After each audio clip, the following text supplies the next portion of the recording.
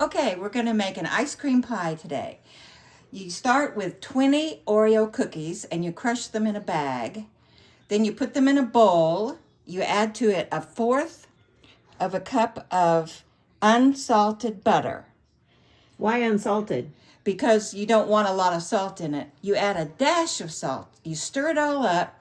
You put it in a pie pan. You use a spoon and you cover the pie plate.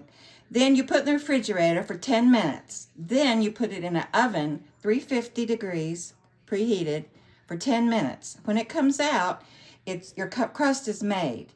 Then you let it cool, and then when you're ready to do it, you take a 1/2 gallon of ice cream and let it get soft, a little soft.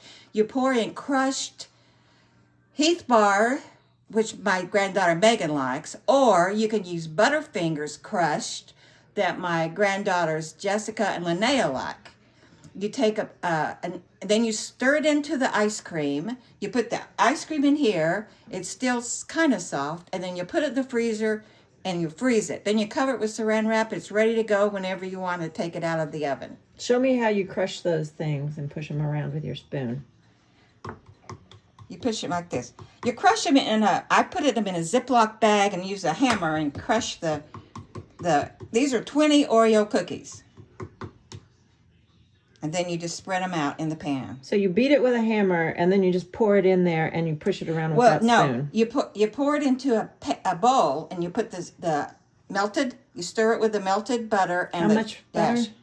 1/4 a cup of unsalted butter. And how much salt? Dash. A dash of salt. Yeah. What's that mean? Then you stir it up. What does a dash mean? A dash means just a little bit, and less than a 1/2 teaspoon, less than 1/4 of a teaspoon, just a pinch, kind of, a little more than a pinch. And then you stir all that up. Then you put it in the pie pan and you smooth it out with a spoon until you get all the sides covered. And then what do you do with that? Then you put this in the refrigerator for 10 minutes. Then you take it out of the refrigerator and cook it for 10 minutes in 350 oven. And then you're through. You let it cool before you put the ice cream in it, of course. How long does it take to cool? Oh, you'll know. You just touch it. If the pan's cold, you're fine. Okay. Thank you.